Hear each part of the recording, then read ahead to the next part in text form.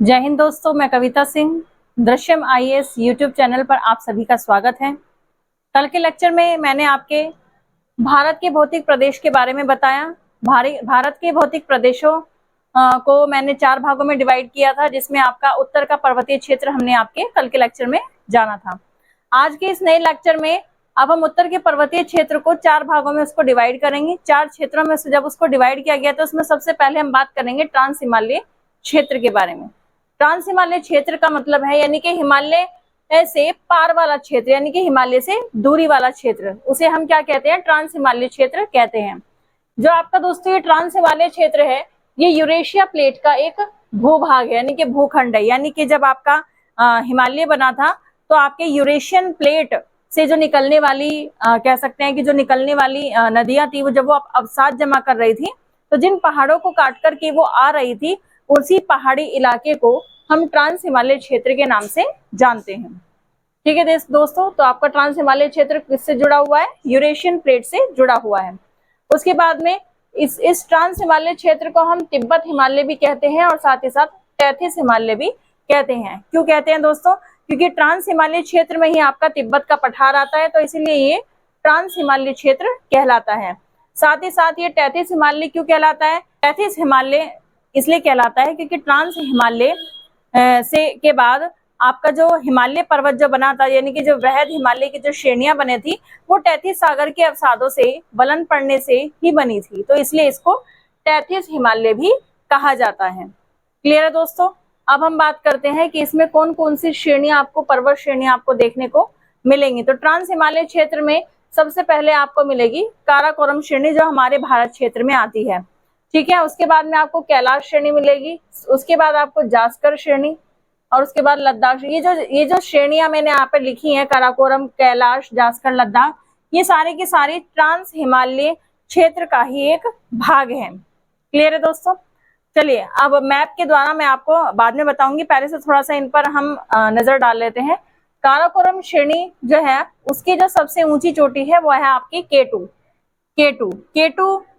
की खोज Godwin Austen नाम के एक भूगोल शास्त्री ने की थी, और इसीलिए इस केटू सर्वोच्च चोटी का नाम गॉडविन ऑस्टिन रखा गया है।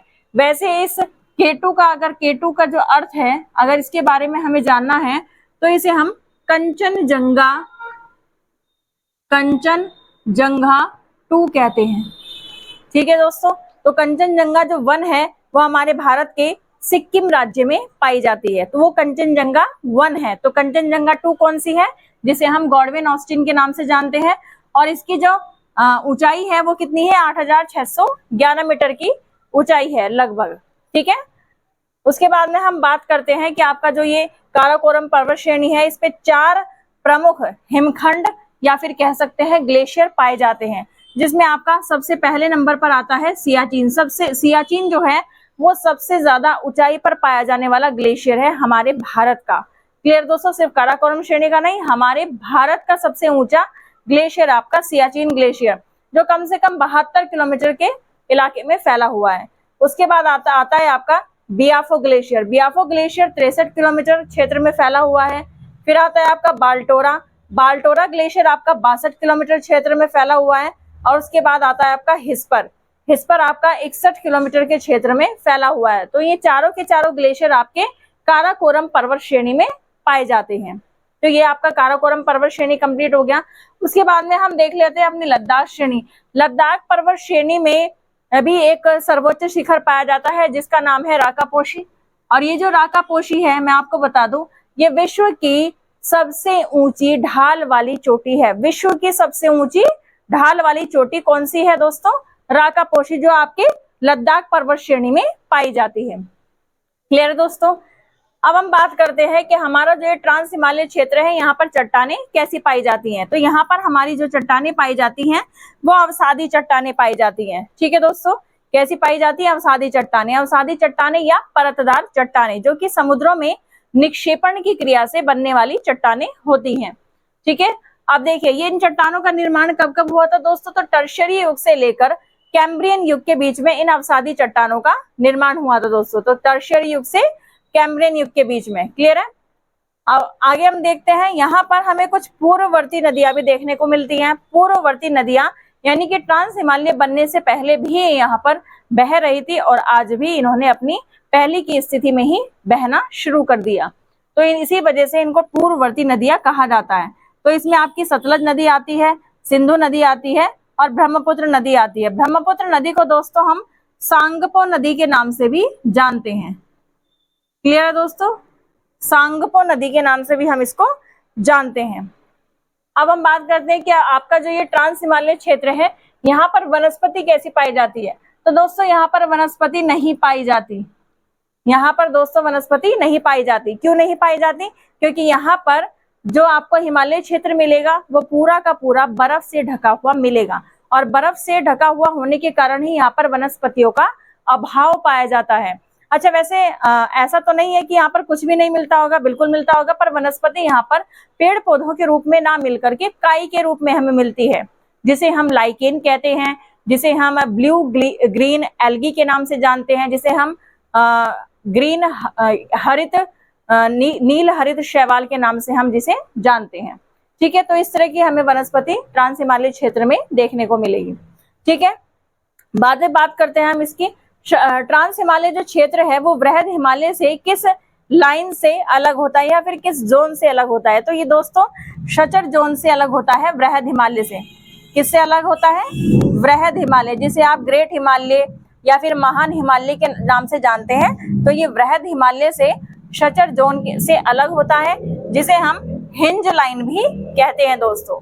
ठीक है, तो ये हमने मोटा मोटा इसके बारे में थोड़ा सा पढ़ लिया। अब थोड़ा सा हम मैप के थ्रू पढ़ेंगे कि हमारी काराकोरम श्रेणी, कैलाश श्रेणी, लद्दाख और जास्कर श्रेणी भारत के किस किस इलाके में, किस किस क्षेत्र में स्थित है। चलिए आइए देखिए। चलिए दोस्तों, मैं अब ट्रांस हिमालय को मैप के थ्रू आपको समझाती हूँ। देखिए, ये आपका नॉर्थ इंडिया है, यानी कि उत्तर भारत का उत्तरी क्षेत्र है। अब इस उत्तरी क्षेत्र में आपको ये जो क्षेत्र दिखाई दे रहा है, और ये मैंने कुछ पर्वत श्रेणियां बनाई हैं। ये देखिए, ये जो सबसे पहली जो पर्वत श्रेणी आपको दिखाई दे रही है, ये आपके पीओ के क्षेत्र से आती है और आपके तिब्बत के पठार में चली जाती है। ये वाली जो रेंज है इसको हम काराकोरम रेंज कहते हैं। काराकोरम पर्वत श्रेणी के नाम से कहलाती है ये वाली रेंज, और यही वाली रेंज आगे जाकर के कैलाश में बदल जाती है, यानी कि इसी काराकोरम पर्वत श्रेणी का आगे जाकर के नाम पड़ जाता है कैलाश पर्वत श्रेणी। पामीर गांठ, जिसे हम पामीर का पठार भी कहते हैं और जिसे हम संसार की छत के नाम से भी जानते हैं, इसे संज्ञा दी गई है संसार की छत। यहाँ से दो पर्वत श्रेणियां निकलती हैं। एक पर्वत श्रेणी हमारी काराकोरम पर्वत श्रेणी है और दूसरी हमारी हिंदुकुश पर्वत श्रेणी है। जो आपकी हिंदुकुश पर्वत श्रेणी है ये आपकी अफगानिस्तान से होते हुए आपके कजाकिस्तान, ताजिकिस्तान और ईरान तक जाती है। ये वाली श्रेणी आपकी हिंदुकुश पर्वत श्रेणी। तो ये दोनों की दोनों पर्वत श्रेणियां जो हैं ये पामीर गांठ यानी कि इस पामीर पठार का ही एक हिस्सा है। उसके बाद में हम देखेंगे लद्दाख श्रेणी। काराकोरम श्रेणी के दक्षिण में आती है दोस्तों लद्दाख श्रेणी। ठीक है, जिसकी सर्वोच्च ऊंची चोटी मैंने आपको राका पोशी बताई थी, जो विश्व की सबसे बड़ी ढाल वाली चोटी है। उसके बाद में आती है लद्दाख श्रेणी के दक्षिण में आती है आपकी जास्कर श्रेणी। जास्कर श्रेणी और लद्दाख श्रेणी के बीच में सिंधु नदी होकर के बहती है दोस्तों, और ये सिंधु नदी आपकी जम्मू कश्मीर से होते हुए आपके पीओके के पार्ट में भी जाती है, थोड़ा सा हिस्सा इसका जाता है और फिर उसके बाद में ये पाकिस्तान में चली जाती है और पाकिस्तान से जाकर अरब सागर में मिल जाती है। फिर जास्कर श्रेणी के दक्षिण में आपका ग्रेट हिमालय श्रेणी आता है, जिसे हम महान हिमालय श्रेणी के नाम से जानते हैं।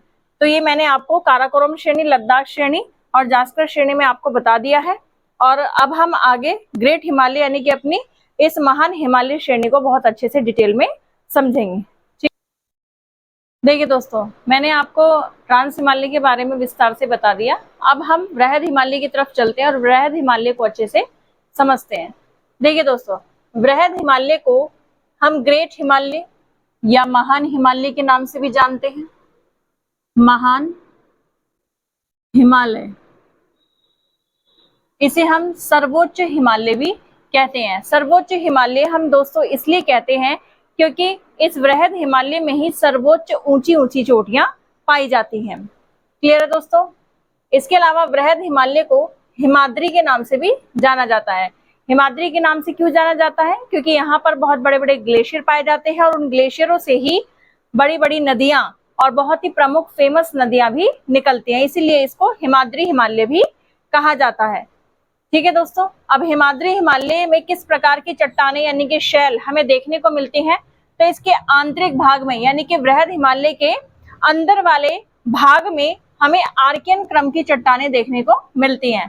ठीक है दोस्तों, आर्कियन क्रम की चट्टानें यानी कि जब हमारी पृथ्वी बनी थी और बनकर के तपता हुआ एक गोला थी हमारी पृथ्वी, और वो जब ठंडी हुई थी तो हमारी सबसे पहली प्रथम चट्टान जो थी इस पृथ्वी पर वो आर्कियन चट्टान थी।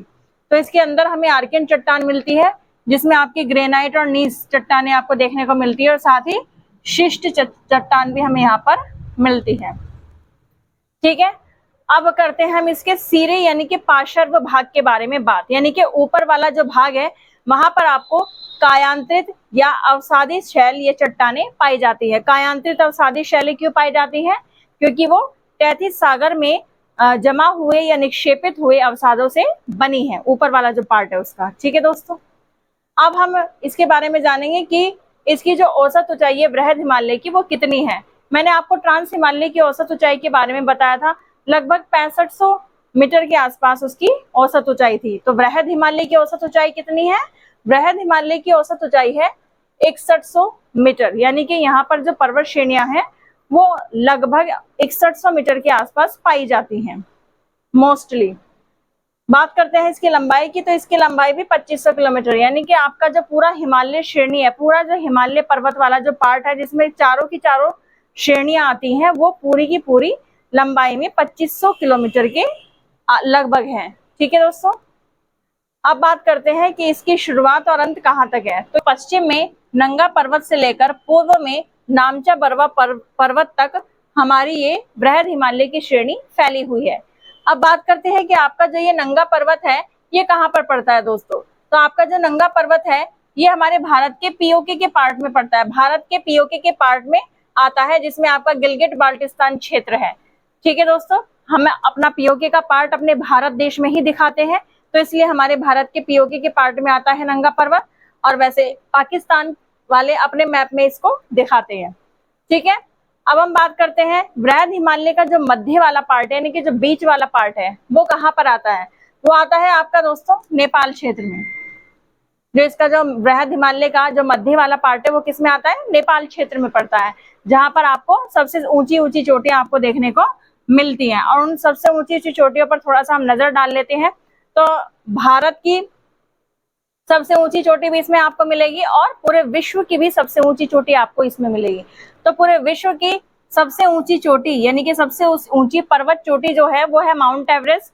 ठीक है दोस्तों, ये माउंट एवरेस्ट जो है कहाँ पर पाई जाती है? नेपाल में पाई जाती है, और इसकी जो ऊंचाई है वो लगभग है 8850 मीटर के आसपास। पहले 8848 मीटर थी, लेकिन भूवैज्ञानिकों ने नई रिसर्च के दौरान हमें बताया है कि ये 8850 मीटर हो चुकी है, यानी कि 2 मीटर का इसमें बढ़ोतरी हो गई है, 2 मीटर की। क्लियर दोस्तों, फिर हम बात करते हैं कंचनजंगा की।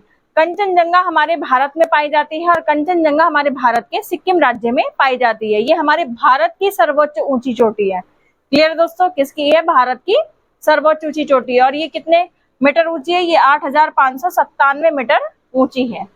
उसके बाद तीसरे नंबर पे आती है आपकी मकालू। मकालू जो है ये नेपाल क्षेत्र में पड़ती है, सर्वोच्च चोटी, और इसकी ऊंचाई है 8481 मीटर। ठीक है दोस्तों, फिर चौथे नंबर पर आती है धौलागिरी। जो धौलागिरी सर्वोच्च चोटी है ये भी नेपाल में आती है, और इसकी जो मीटर की ऊंचाई है वो है 8172 मीटर, इतनी ऊंची है ये। फिर हम बात करते हैं नंगा पर्वत। मैंने आपको नंगा पर्वत के बारे में बताया, यहीं से ही स्टार्ट होती है, जो कि हमारे भारत के पीओके में आती है। जो ये आपका नंगा पर्वत है ये भारत के पीओके में ही आता है, और इसकी जो ऊंचाई है वो है 8126 मीटर। फिर छठे नंबर पर आती है आपकी अन्नपूर्णा सर्वोच्च चोटी। ये अन्नपूर्णा चोटी जो है ये आपके नेपाल में पड़ती है, और इसकी जो ऊंचाई है वो 8078 मीटर के आसपास है। फिर आपका 7वें नंबर पर आती है नंदा देवी। नंदा देवी हमारे भारत के उत्तराखंड राज्य में पड़ती है, और उत्तराखंड राज्य में आपने फूलों की घाटी, बहुत ही फेमस क्षेत्र है, एक बहुत ही फेमस घाटी है जहां पर एक सीजन होता है जिसमें फूल ही फूल खिल जाते हैं। तो ये फूलों की घाटी आपके इसी नंदा देवी पर्वत पर ही मिलती है। ठीक है, तो ये जो नंदा देवी है ये 7817 मीटर की ऊंचाई पर मिलेगी आपको, यानी कि इतने मीटर ऊंची इसकी शिखर है ये। फिर आता है आपका लास्ट में नामचा बरवा पर्वत। जो नामचा बरवा पर्वत जो चोटी है ये आपके तिब्बत में मिलती है दोस्तों।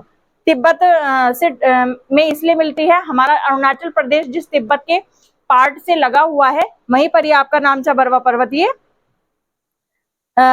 स्थित है। तो ये 7756 मीटर ऊंचा है। कितना है दोस्तों नामचा बरवा पर्वत? 7756 मीटर ऊंचा। इसके अलावा हमारी कुछ और भी इंपॉर्टेंट सर्वोच्च चोटियां हैं, जिसमें आपकी त्रिशूल सर्वोच्च चोटी आएगी, फिर नीलकंठ चोटी जो आपके हरिद्वार में नीलकंठ स्थित है, बद्रीनाथ बहुत फेमस तीर्थ स्थान है, और केदारनाथ भी। तो ये सारी की सारी हमारी प्रमुख सबसे ऊंची चोटियां हैं जो हमें हमारे एग्जाम से रिलेटेड बहुत ही महत्वपूर्ण है। चलिए अब हम थोड़ा सा ये हमने अब वृहद हिमालय के बारे में इतना सब कुछ जान लिया, थोड़ा सा अब हम इसके बारे में जानेंगे कि वहां पर कौन कौन से हिमनद कौन कौन से ग्लेशियर पाए जाते हैं। ठीक है दोस्तों, चलिए दोस्तों अब हम थोड़ा सा वृहद हिमालय के हिमनदों के बारे में जान लेते हैं। देखिए दोस्तों, हमारे इस वृहद हिमालय की पर्वत श्रेणी में हमें काफी सारे हिमनद देखने को मिलते हैं। अच्छा, यहाँ पर जो आपकी हिमनदियां जो मिलती हैं वो कश्मीर में लगभग 2400 मीटर की ऊंचाई पर आपको मिलेंगी, और मध्य और पूर्व की तरफ हम जब हम जाएंगे तो वहां पर लगभग हमें 4000 मीटर की ऊंचाई पर हिमनदियां देखने को मिलती हैं। और इन हिम नदियों ने इस हिमालय को बहुत बुरी तरीके से काट दिया है। और क्यों काट दिया है? वो इसलिए काट छाट दिया है क्योंकि जो जल प्रवाह है, हिम नदियों से निकलने वाली जो नदियां हैं वो बहुत तेजी से आती हैं। और तेजी से क्यों आती है, इतने वेग से क्यों आती है? क्योंकि यहाँ इस वृहद हिमालय का जो ढाल है बहुत तीव्र ढाल है, बहुत ही ज्यादा तेजी वाला ढाल है, और यहाँ से बहने वाली नदियां भी पूरे वेग के साथ अपना पानी बहा करके लेकर आती हैं हिमनदों से। ठीक है, तो यहाँ पर मैंने कुछ हिमनद आपको दिखाए हैं। ये देखिए, सबसे पहला आता है मिलाम हिमनद, काफी फेमस हिमनद है ये, और दूसरा है Gangotri, very famous for Hindus communities. ठीक है, तो ये जो दोनों जो हिमनद हैं ये कुमायूं हिमालय से आते हैं, यानी कुमायूं हिमालय में पाए जाते हैं दोनों के दोनों हिमनद। गंगोत्री से दोस्तों आपकी गंगा नदी बहुत ही फेमस नदी है, ये बहती है भागीरथी के रूप में, यानी कि वहां पर इसका नाम होता है भागीरथी। ठीक है दोस्तों, और जब देवप्रयाग में जब इनका मिलन होता है अलकनंदा से, भागीरथी का मिलन किससे होता है? अलकनंदा से, तो ये बन जाती है गंगा नदी देवप्रयाग में आकर। ठीक है दोस्तों, तो ये आपके दो हिमनद काफी प्रसिद्ध है, काफी प्रमुख है। इसके बाद में आता है आपका जेमू हिमनद। तो जेमू हिमनद आपका सिक्किम राज्य में पाया जाता है। ठीक है दोस्तों, अब हम बात करते हैं यहाँ पर ये जो आपका वृहद हिमालय है ये मध्य हिमालय या फिर लघु हिमालय से किस जोन से अलग होता है, या फिर वो कौन सी लाइन है जिससे अलग होता है? तो ये मेन सेंट्रल थ्रस्ट से अलग होता है। तो जो ये आपका मेन सेंट्रल थ्रस्ट है इससे अलग होकर के आपका स्टार्ट हो जाता है क्या? मध्य हिमालय, जिसे हम लघु हिमालय या फिर हिमाचल हिमालय के नाम से भी जानते हैं दोस्तों। तो ये मैंने आपको वृहद हिमालय के बारे में कुछ डिटेल दी। ठीक है दोस्तों, अब अगले नए लेक्चर में मैं आपको शिवालिक हिमालय और लघु हिमालय के बारे में आपको विस्तार से समझाऊंगी। ठीक है दोस्तों, चलिए आज के इस लेक्चर के लिए सिर्फ इतना ही, और मेरे इस चैनल को सब्सक्राइब कीजिए, लाइक कीजिए, शेयर कीजिए, और मुझे कमेंट बॉक्स में आप बताइएगा कि आपको ये लेक्चर कैसा लगा। Thank you so much.